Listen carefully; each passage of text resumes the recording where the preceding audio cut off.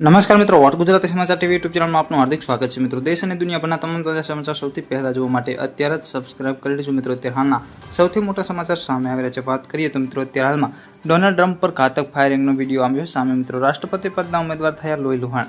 સંપૂર્ણ માહિતી વિડીયો મળતી રહેશે. વિડીયોને એક લાઇક, ચેનલને સબસ્ક્રાઇબ કરવાનું ભૂલતા નહીં. મિત્રો, અત્યારે હાલ મળતી માહિતી મુજબ આપણે જણાવી દઈએ કે ડોનાલ્ડ ટ્રમ્પની રેલીમાં થયેલા ફાયરિંગનો વિડીયો સામે આવી રહ્યો છે. મિત્રો, જેમાં ટ્રમ્પની રેલીએ સંબોધિત કરતા જોવા મળી રહ્યા છે. વાત કરીએ તો તે જ સમયે ગોળીબારનો અવાજ ગુંજવા લાગ્યો છે. મિત્રો, થોડીક સેકન્ડમાં અંતરાલમાં ટ્રમ્પ તેના કાનને સ્પર્શ કરતી અને પોડિયમની પાછળ મિત્રો બેસી જાય છે. આ પછી રેલીના હોબાળો અને અફરાતફરી થઈ જાય છે. મિત્રો, તે જ સમયે સુરક્ષાકર્મી ટ્રમ્પ તરફ દોડતા જોવા મળી રહી છે. વધુ માહિતી મુજબ આપણે જણાવી દઈએ કે પછી ટ્રમ્પને સુરક્ષિત રીતે તેમના વાહનમાં લઈ જવામાં આવ્યા હોય છે. વાત કરીએ તો મિત્રો, જો કે ટ્રમ્પના કાન પાસે લોહી વહેતું જોવા મળી રહ્યું હોય છે.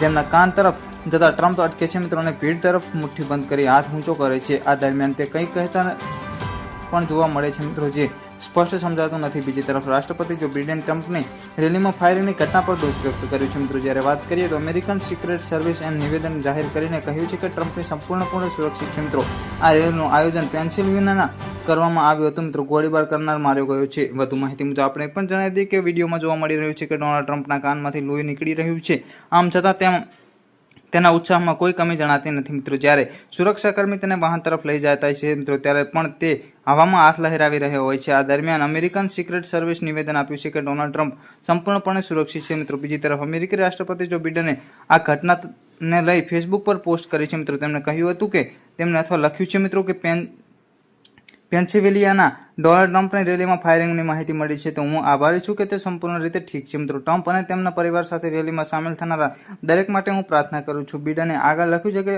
અમે ઘટના વિશે વધુ માહિતીની રાહ જોઈ રહ્યા છીએ. મિત્રો, જીલ અને હું ટ્રમ્પને સુરક્ષિત રાખવા માટે સિક્રેટ સર્વિસનો આભાર માનીએ છીએ. તેને આગળ લખ્યું છે કે અમેરિકાના આ પ્રકારની હિંસાનો કોઈ સ્થાન નથી. મિત્રો, અમે એક દેશ તરીકે સંપૂર્ણ રીતે છીએ. મિત્રો, હું આ ઘટનાની નિંદા કરું છું અને એક ખેદ વ્યક્ત કરું છું. પલપલની માહિતી વિડીયો મળતી રહેશે. વિડીયોને એક લાઇક, ચેનલને સબસ્ક્રાઇબ કરવાનું ભૂલતા નહીં. ધન્યવાદ.